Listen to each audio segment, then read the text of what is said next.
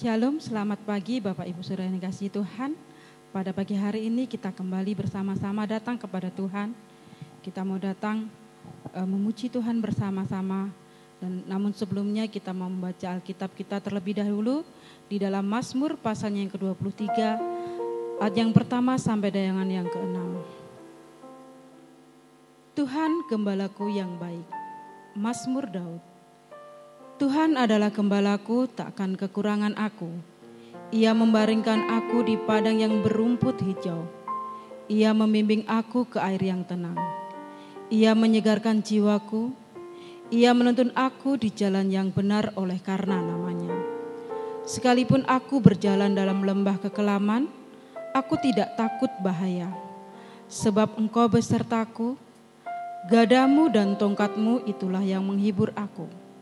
Engkau menyediakan hidangan bagiku di hadapan lawanku.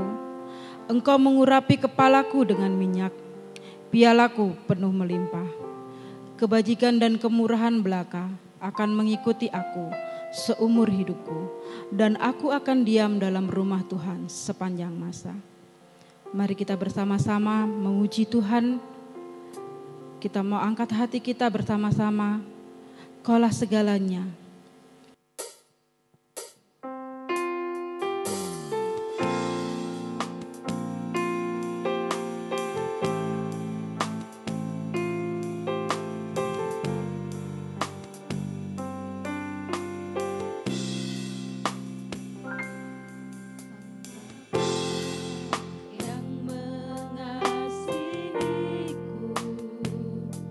Kuasamu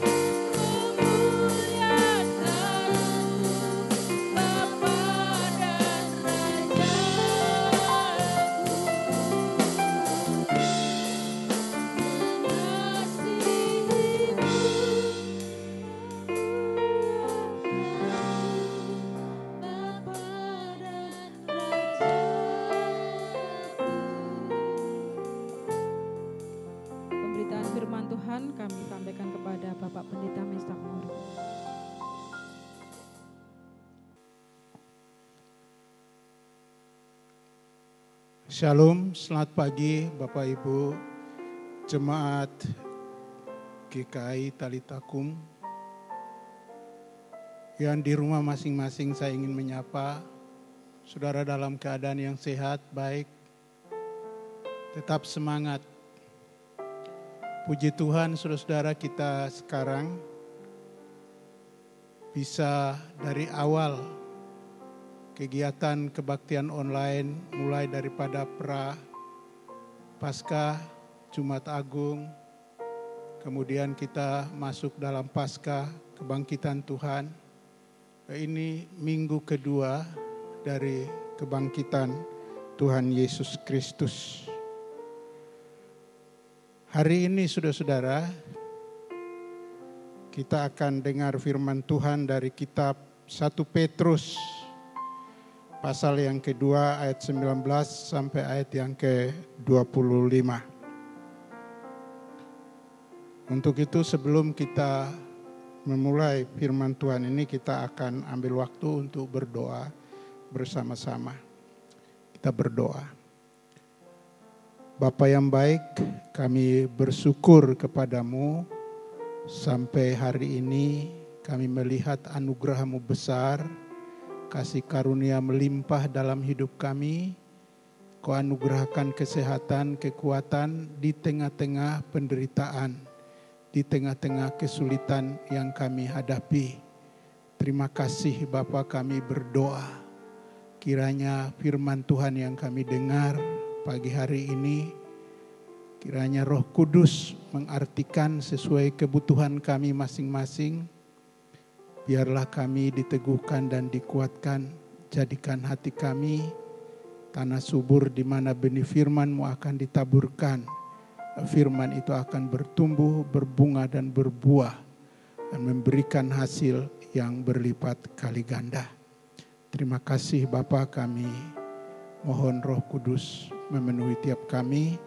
Bantulah kami ya Tuhan untuk bisa fokus dengan kebenaran firman Tuhan pada pagi hari ini.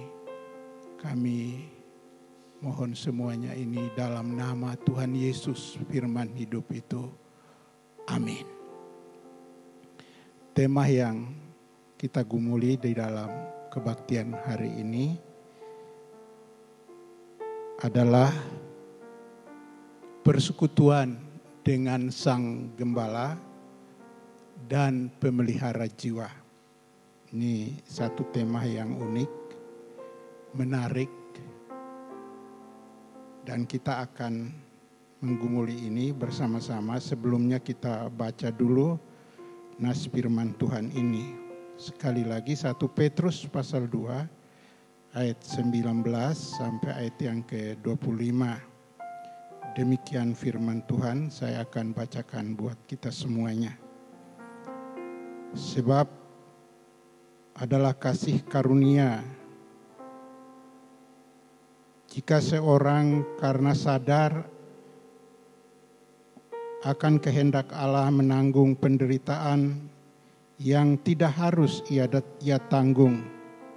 Sebab dapatkah disebut pujian jika kamu menderita pukulan karena kamu berbuat dosa. Tetapi jika kamu berbuat baik dan karena ini kamu harus menderita, maka itu adalah kasih karunia pada Allah. Sebab untuk itulah kamu dipanggil, karena Kristus pun telah menderita untuk kamu dan telah meninggalkan teladan bagimu supaya kamu mengikuti jejaknya.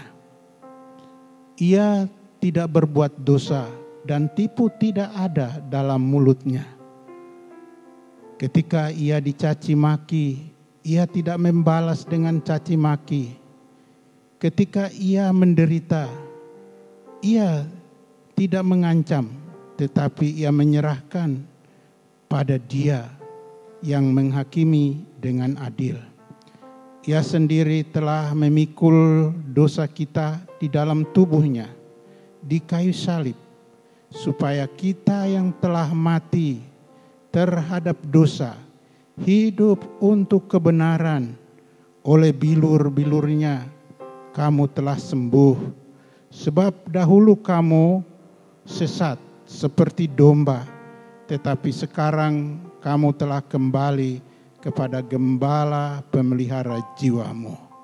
Demikian jauh pembacaan firman Tuhan buat kita sekalian. Terpujilah nama Tuhan.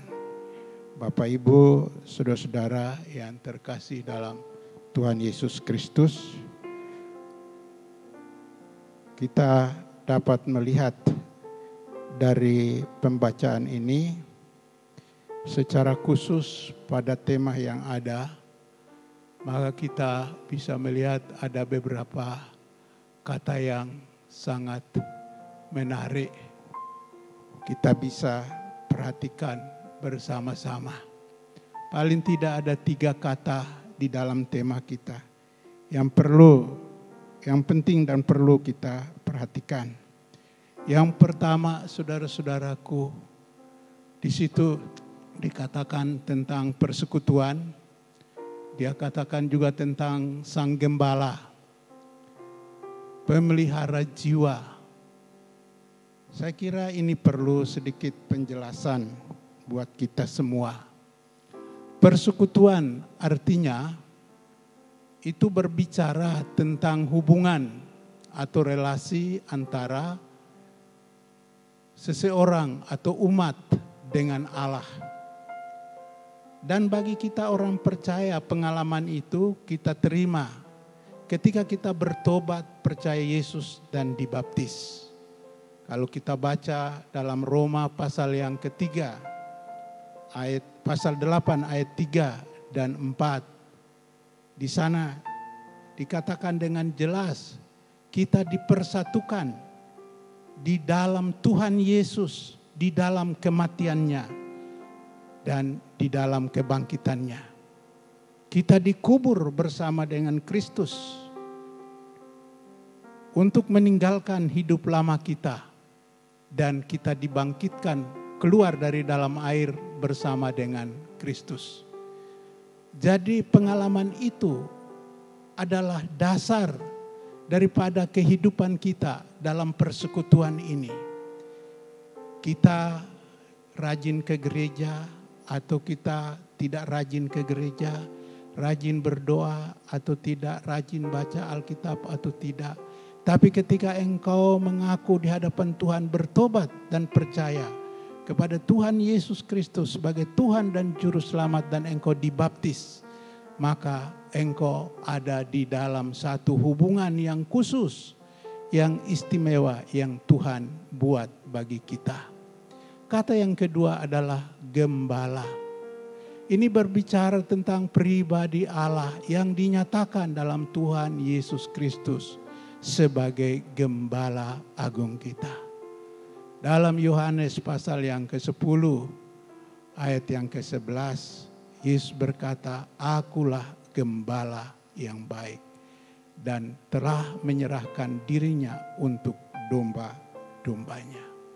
Yesus adalah Gembala Agung kita. Dan kata yang ketiga, saudara-saudara, yaitu pemelihara jiwa. Ini berbicara tentang atau mengenai karya Yesus Kristus di kayu salib. Di situ dikatakan bahwa Yesus memelihara kita dan Yesus menebus umatnya dari segala dosa kita. Kita lihat bahwa dalam Mazmur pasal yang ke-23 ayat 1 sampai ayat yang ke-6. Di sana dikatakan begitu luar biasa bagaimana pemeliharaan Tuhan pada setiap orang yang sungguh percaya kepada Tuhan. Tuhan Yesus berkata bahwa Dia adalah gembala yang baik. Gembala itu menuntun kita ke rumput yang hijau dan ke air yang tenang. Dia melihara kita, Dia menjaga kita, dan Dia mengurapi kita. Dalam 1 Petrus pasal yang kedua, ayat yang ke-21 sampai ayat yang ke-24. Karya Yesus dinyatakan secara jelas. Penderitaannya, kematiannya, kebangkitannya untuk menebus dosa-dosa kita. Darah Tuhan Yesus Kristus yang sudah tertumpah bagi segala dosa kita. Jadi saudara-saudaraku, di dalam pemahaman kita pada tema ini, yaitu persekutuan orang-orang percaya kepada Tuhan Yesus Kristus ketika dia bertobat dan percaya kepada Tuhan dan dibaptis, maka dia ada di dalam pemeliharaan, penggembalaan Yesus Kristus. Memang dalam pengalaman Tuhan pakai gereja, Tuhan pakai hamba Tuhan, Tuhan pakai majelis untuk menolong kita di dalam kehidupan kita. Baik itu hal-hal yang bersifat rohani maupun juga hal-hal yang bersifat jasmani. Inilah 3 hal yang penting yang diungkap di sini. Tentu waktu kita tidak mungkin kita bisa membahas tiga topik ini. Tetapi konteks menunjukkan kepada kita tekanan yang sangat kuat tentang persekutuan di dalam penderitaannya.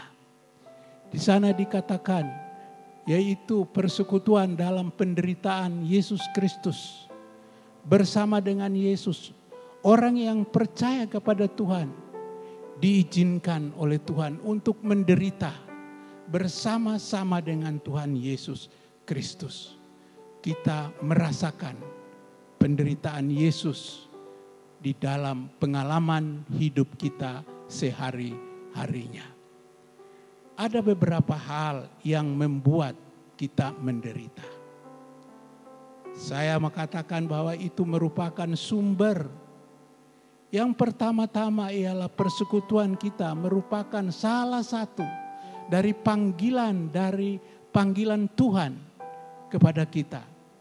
Jelas di dalam 1 Petrus pasal 2 ayat 21 dikatakan bahwa kita dipanggil untuk mengikuti jejaknya. Kita dipanggil karena Yesus sudah menjadi teladan dalam penderitaan yang dia tanggung di kayu salib itu.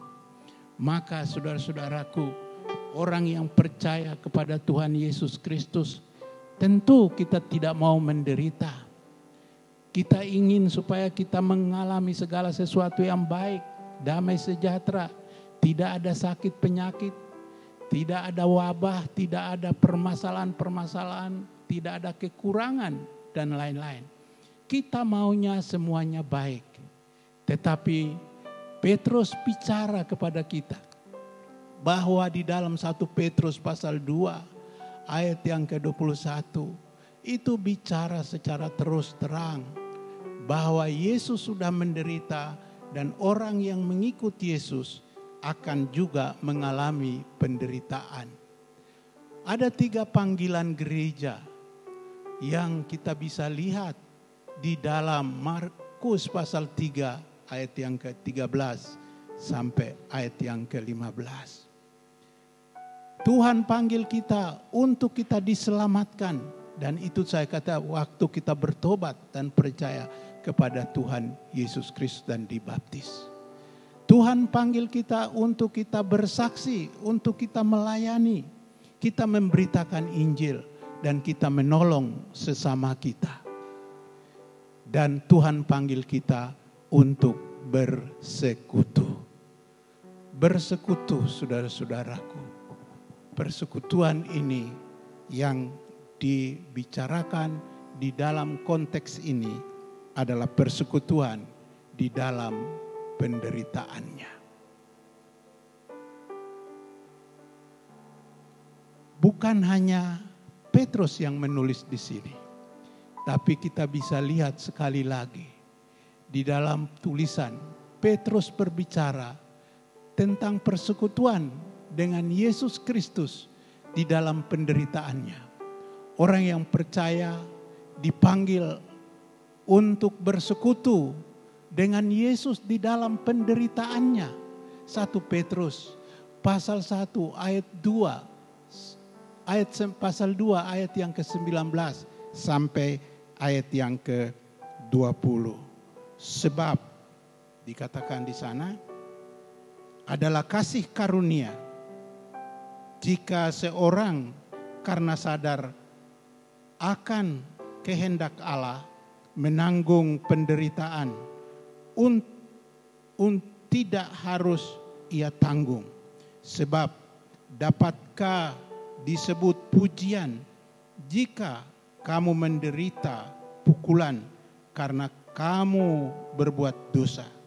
Tetapi jika kamu berbuat baik dan karena itu kamu harus menderita, maka itu adalah kasih karunia pada Allah. Jadi kita dapat melihat di sini apa yang dikatakan oleh Petrus. Kasih karunia Allah kita alami itu bukan hanya keselamatan kekal yang kita sudah terima itu. Kasih karunia Allah kita alami bukan hanya berkat-berkat nyata. Tidak ada kesulitan, tidak ada penderitaan, tidak ada sakit penyakit. Tapi kasih karunia Allah kita bisa dapat ketika kita dalam penderitaan karena berbuat baik.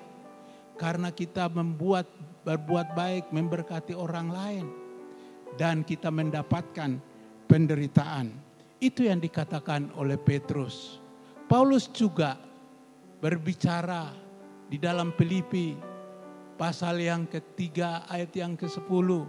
Dia katakan yang ku kehendaki ialah mengenal dia dan beroleh persekutuan di dalam penderitaannya. Paulus bicara begini karena dia sungguh mengalami itu di dalam hidup. Petrus juga bicara penderitaan bersama dengan Tuhan karena dia mengalami itu di dalam hidupnya. Saudara-saudaraku, Paulus di penjara. Dia berkata segala penderitaan itu dia tanggung, dia alami itu. Karena itu dia katakan bahwa itu yang dia cari, itu yang dia kehendaki. Saudara-saudaraku yang saya kasih dalam Tuhan, para jemaat sekalian, kita dapat lihat Yesus juga. Sekali lagi saya katakan di sini, Yesus pun telah menderita. Dia telah menderita untuk kamu yang telah meninggalkan dan telah meninggalkan teladan bagi kita semua, supaya kita dapat mengikuti jejaknya. 1 Petrus pasal 2 ayat yang ke-21. Jadi kita masih ada banyak tokoh-tokoh di dalam Alkitab yang bagaimana mereka menderita di dalam Kristus. Kita juga bisa melihat banyak tokoh-tokoh gereja. Sejarah gereja menunjukkan banyak pimpinan-pimpinan gereja pada abad-abad permulaan. Mereka mengalami banyak tekanan, banyak penderitaan di dalam Tuhan. Saudara-saudaraku yang saya kasih dalam Tuhan Yesus Kristus. Sumber penderitaan ini mungkin kita bertanya, dari mana datangnya penderitaan itu? Sekali lagi kita semua tidak ingin penderitaan itu kita alami di dalam kehidupan kita. Kita mau supaya kita berkecukupan, tidak pernah kekurangan. Kita mau supaya kita sehat, tidak ada sakit penyakit. Kita mau supaya kita menikmati berkat yang berkecukupan, berkelimpahan. Tapi sering pengalaman kita menunjukkan kekurangan. Di situ dikatakan menderita karena berbuat dosa. Ini pertama yang Petrus ungkap di situ. Di dalam 1 Petrus pasal 2 ayat 20a. Dipukul, dianiaya oleh karena tamak, oleh mencuri, berzinah, merampok. berjudi, mabuk-mabukan, dan berbuat merugikan orang lain karena iri dan dengki, dan tidak hati-hati menyebabkan banyak orang lain mengalami kegagalan, kecelakaan, dan tipu daya, caci maki. Itu yang Tuhan katakan di dalam firman Tuhan. Itu dosa. Banyak orang menderita. Kita lihat mereka dipukul, mereka dianiaya, mereka dipenjarakan. Karena inilah dosa yang menyebabkan semua penderitaan itu terjadi. Jelas ini yang dikatakan oleh Rasul Petrus. Ada sumber lain yang juga kita bisa lihat di situ, yang bisa mendatangkan penderitaan. Kita menderita karena itu adalah kehendak Allah sendiri. Dalam 1 Petrus pasal 2 ayat yang ke-19 dan juga pasal 4, ayat yang ke-6, pasal ayat 19 dan pasal yang ke-4, ayat yang ke-12 dan 14. Itu menunjukkan kepada kita bahwa jelas ayat 19 itu jelas bagi kita. Dikatakan di sana bahwa sebab adalah kasih karunia, ya, jika seorang karena sadar akan kehendak Allah menanggung penderitaan. Kehendak Allah. Memang saudara-saudaraku, Tuhan punya kehendak. Yesus Kristus menderita, mati di kayu salib, dikuburkan dan bangkit pada hari yang ketiga. Ada di dalam kehendak Tuhan. Ada di dalam rencana Tuhan. Kita tidak tahu kenapa penderitaan itu datang. Nanti saudara-saudara, kita akan lihat hasil di balik penderitaan itu. Baru kita tahu bahwa itu adalah rencana Tuhan. Memang kita sering pegang dalam kitab Yeremia bahwa Allah tidak punya rencana, tidak punya kehendak untuk malapetaka. Tetapi juga kalau kita baca Alkitab secara utuh, Tuhan juga punya kehendak umatnya diizinkan untuk menanggung penderitaan. Kehendak Tuhan, saudara-saudaraku, dinista.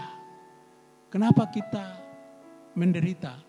Karena kita dibiarkan menderita ketika kita memegang teguh nama Yesus.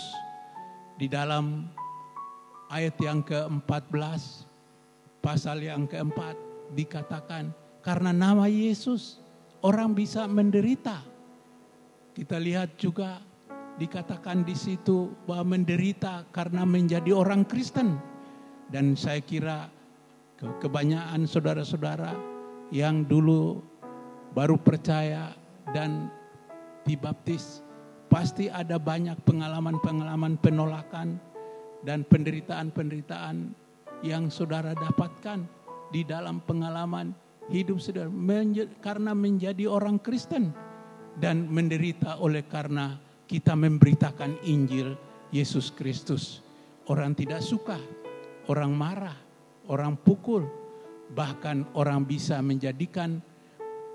menuduh kita dan bisa membawa kepada hukum dan bisa dipenjara. Dan itu ada kesaksian banyak orang karena Injil menanggung penderitaan.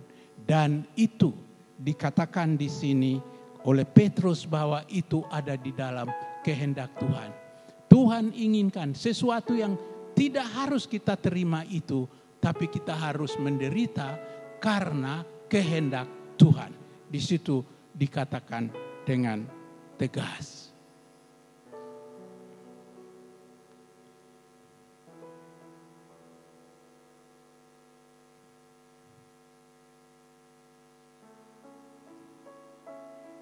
Kemudian saudara-saudaraku,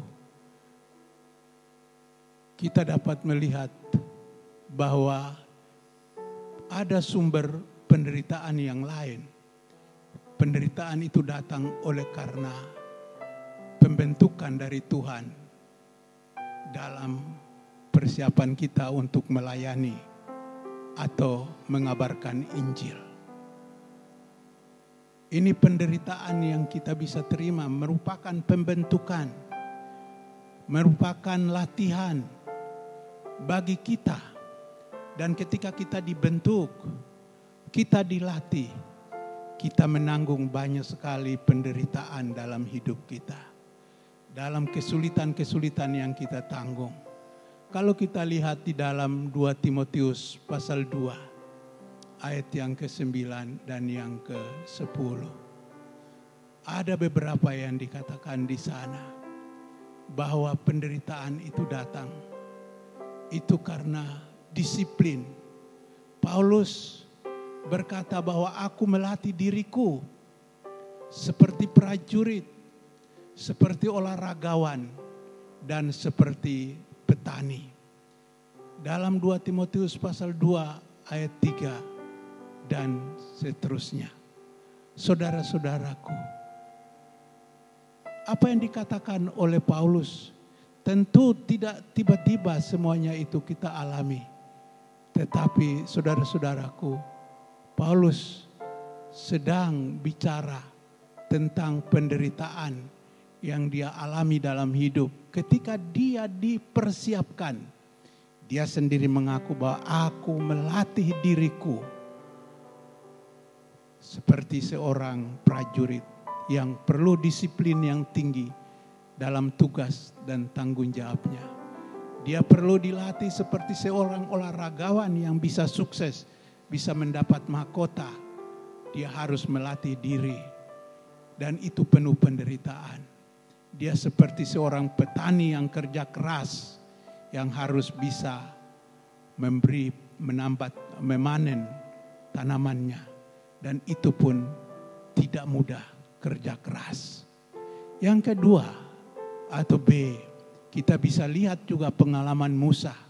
Dipersiapkan oleh Tuhan untuk memimpin bangsa Israel keluar dari Mesir. 40 tahun saudara-saudaraku, dia menggembalakan kawanan domba mertuanya. Dan itu menjadi pengalaman yang luar biasa yang Tuhan siapkan. Dan juga saudara-saudaraku, sejak kecil dia belajar di istana Firaun dengan segala disiplin yang dia terima di sana, sangat mempersiapkan dia untuk tugas kepemimpinan hebat yang Tuhan berikan bagi dia di dalam pelayanannya memimpin bangsa Israel keluar dari Mesir. Dan saudara tahu bahwa perjalanan mereka ke Kanaan itu bagaimana 40 tahun dia menggembalakan domba, 40 tahun dia menggembalakan orang Israel berputar-putar di padang gurun itu. Saudara-saudaraku, kita bisa lihat juga Daud disiplin luar biasa. Ya, Daud dari kecil dia setia di dalam menggembalakan kawanan domba ayahnya. Dan bagaimana dia melindungi domba-domba itu. Dan saudara-saudara, latihan-latihan yang dia ulang-ulang. Dan pernah saudara-saudara dia bisa melawan Goliat dan dia menang. Dan itu semua menunjukkan kepada dia banyak penderitaan yang sudah dia tanggung. Penderitaan itu harus kita akui bahwa itulah penderitaan di dalam Tuhan. Dan itu kita kategorikan penderitaan di dalam pelayanan pemberitaan Injil Yesus Kristus. Yang berikut saudara-saudaraku, penderitaan untuk kemuliaan bagi Allah. Orang yang sungguh-sungguh percaya kepada Tuhan Yesus Kristus, mereka mengalami kemuliaan Allah. Kita bisa lihat bagaimana Stefanus yang menderita dan mati untuk memuliakan Allah. Dalam Kisah Para Rasul pasal 7 ayat 55 sampai ayat yang ke-56. Bagaimana dia menderita, dilempar dengan batu, dianiaya, diseret-seret saudara-saudaraku. Dan sampai dia melihat Yesus Kristus yang ada kemuliaan, ada di sebelah kanan Allah. Dan dia dimuliakan, dia layak untuk menderita karena dimuliakan oleh Allah. Paulus juga saudara-saudara banyak menderita di dalam tugas pelayanan pekabaran Injil. Ia memuliakan Allah. Filipi pasal yang pertama ayat yang ke-20. Tugas yang dia kalakan bahwa selama hidupnya hanya fokus hidupnya untuk memuliakan Allah. Dan itu tidak gampang. Dia mengalami banyak sekali tantangan, kesukaran, dan kesulitan. Mengalami tantangan luar biasa dalam hidup. Petrus banyak menderita dan memuliakan Allah. Saudara-saudara, Kisah Rasul pasal yang ke-4 ayat 10-12. Dia bisa menyombongkan diri, dia bisa memuliakan dirinya sendiri. Tetapi ketika imam-imam dan tua-tua orang Yahudi bertanya, dengan kuasa apakah engkau bisa menyembuhkan orang lumpuh itu? Dan disitulah dia memuliakan Tuhan. Dan dia berkata, dengan nama Yesus, dengan kuasa Yesus, di dalam nama Tuhan Yesus, orang itu bisa berjalan. Petrus, dia sungguh memuliakan Tuhan.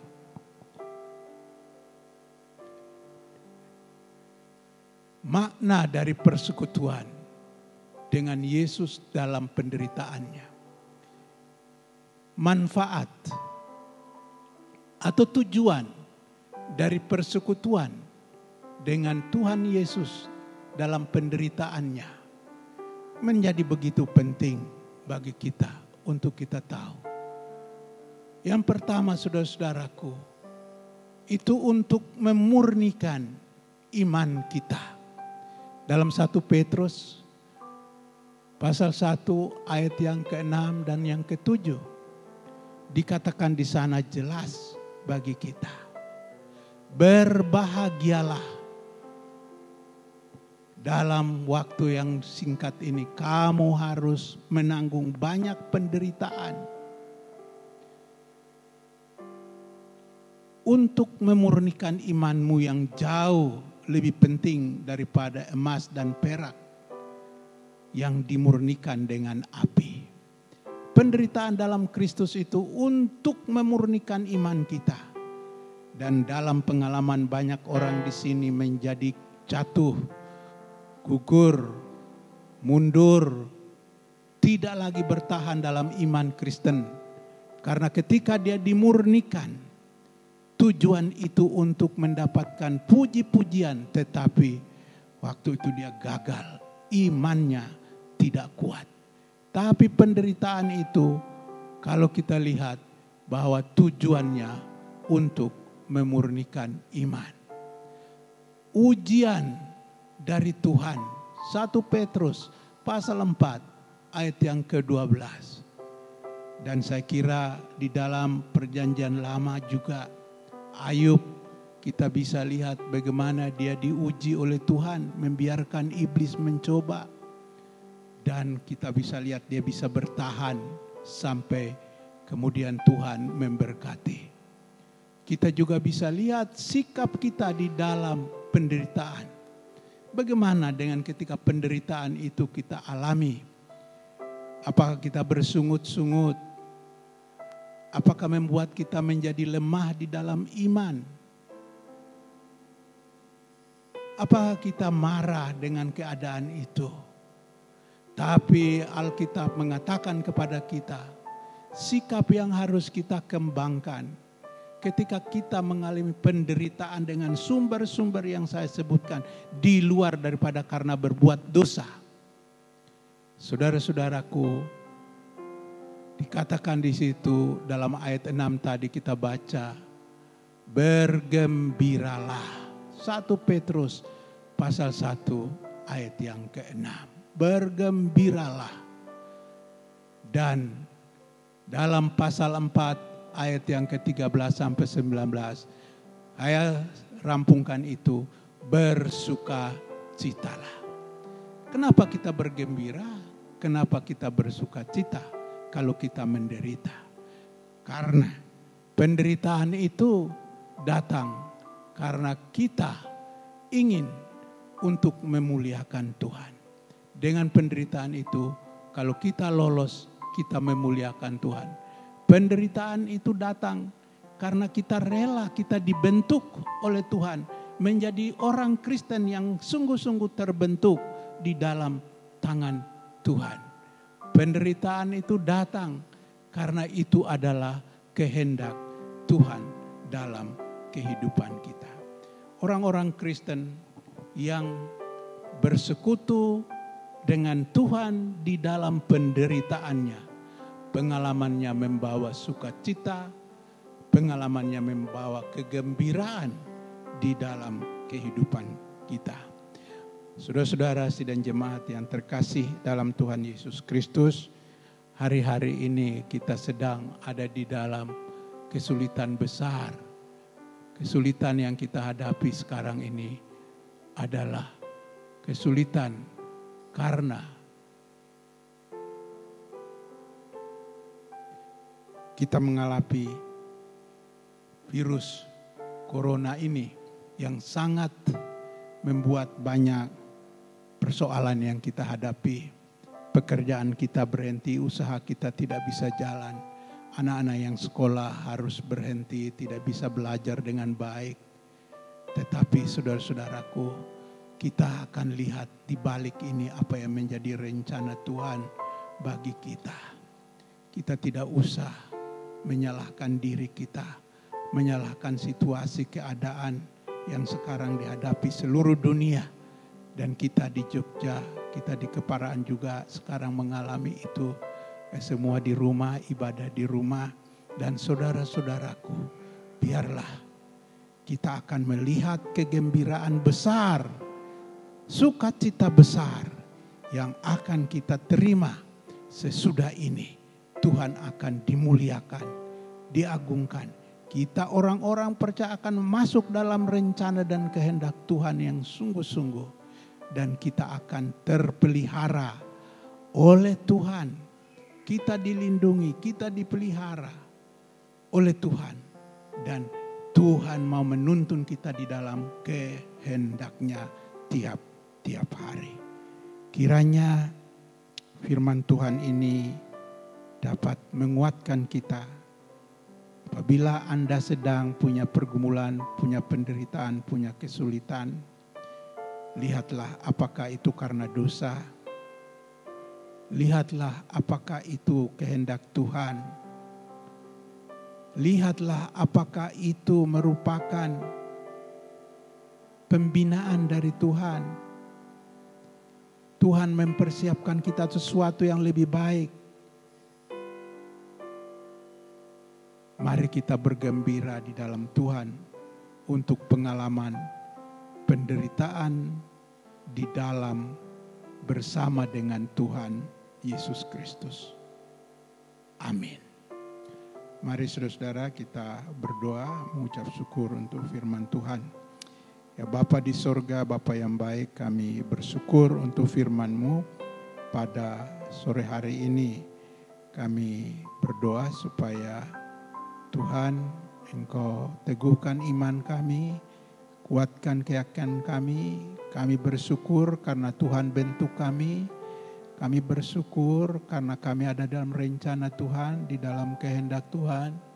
Kami bersyukur ya Tuhan karena Tuhan Engkau sudah menunjukkan upah besar, yaitu kegembiraan dan sukacita. Kalau di dunia ini kami tidak mengalami itu, Tuhan akan sempurnakan secara lengkap di sorga-Mu yang kekal untuk selama-lamanya. Terima kasih Bapa untuk firman-Mu buat kami pada pagi hari ini. Kami berdoa untuk bangsa kami, kami berdoa untuk kota kami ini, kami berdoa untuk kampung di Keparaan Lor ini. Kami mau serahkan semua orang yang menjadi unsur-unsur pimpinan di negara ini, dari yang tertinggi sampai yang terendah. Tuhan memberkati mereka semuanya. Terima kasih Bapa. Tuhan kami berdoa supaya orang-orang yang sakit oleh karena mengalami virus ini, Tuhan tolong mereka. Kau usaha-usaha diberkati dalam nama Yesus, disembuhkan oleh Tuhan. Buka keyakinan dan iman percaya mereka. Mereka keluar dari rumah sakit bergembira, bersuka cita karena mereka percaya dan beriman pada Tuhan Yesus Kristus. Terima kasih Bapa di sorga. Kami berdoa untuk jemaat seluruhnya, Tuhan tolong untuk pekerjaan mereka, usaha-usaha mereka yang sekarang tidak bisa jalan dengan normal dan lancar. Tuhan tolong kuatkan, cukupkan keperluan mereka. Anak-anak kami yang berhenti sekolah, kami berdoa supaya Tuhan tolong, supaya mereka tetap belajar di rumah dengan baik. Terpujilah Engkau Bapa. Terima kasih dalam nama Tuhan Yesus. Amin. Saudara-saudara, bersama dengan semua orang percaya, pada segala waktu di semua tempat kita berdiri bersama dan kita akan mengakui iman kita secara bersama-sama walaupun masing-masing kita di rumah. Ya, pengakuan iman rasuli kita mulai. 3.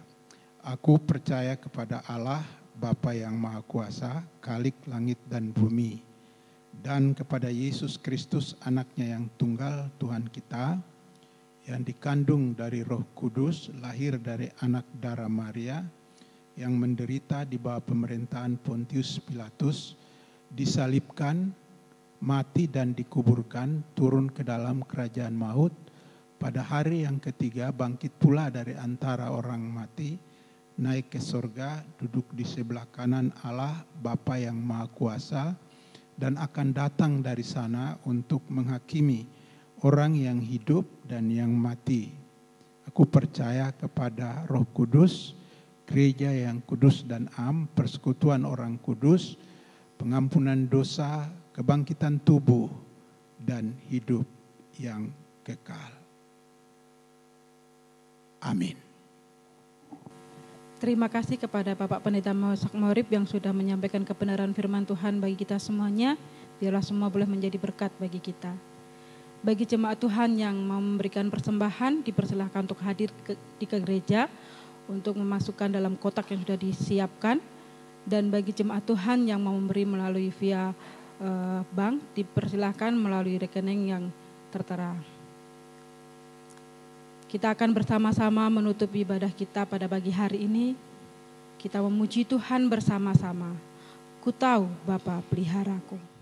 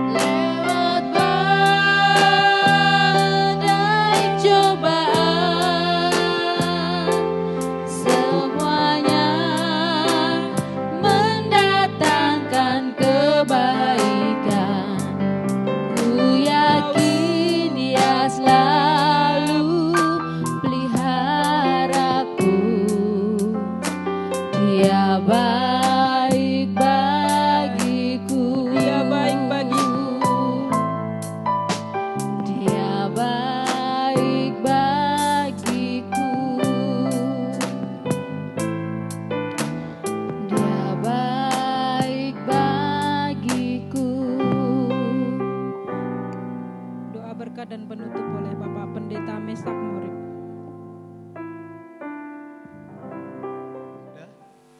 Ya. Bapa di surga, Bapa yang baik, kami bergembira, bersukacita dalam Tuhan atas firman Tuhan dan juga atas Roh Kudus yang Tuhan berikan bagi kami.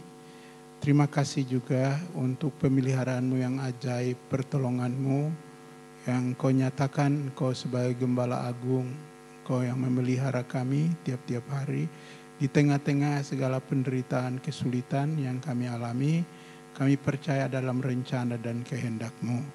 Dan saat ini Tuhan, Engkau memberkati jemaat-Mu, berkatilah usaha pekerjaan mereka di rumah. Tuhan tolong karuniakan kesehatan buat mereka semuanya. Tuhan juga memberkati anak-anak yang sekolah, Tuhan memberkati semua. Dan Tuhan, kami berdoa untuk gereja kami, semua saudara-saudara kami, orang-orang kepunyaan kami, yang kami utus dari tempat ini dimanapun mereka melayani Tuhan. Tuhan berkat-Mu turun buat mereka. Di akhir kebaktian ini, Tuhan memberkati kami semuanya. Kepada saudara-saudara jemaat, arahkan hatimu pada Tuhan, bukalah hati dan terimalah berkat Tuhan. Kiranya berkat yang dari Allah Bapa, kasih karunia Tuhan Yesus Kristus, dan pertolongan damai sejahtera dari Roh Allah yang kudus, kiranya menolong saudara-saudara semua, memenuhi hati dan pikiranmu, memberi kegembiraan dan sukacita di dalam hatimu. Mulai di akhir kebaktian ini sampai Maranatha, Yesus datang untuk kedua kalinya. Dalam nama Tuhan Yesus. Amin.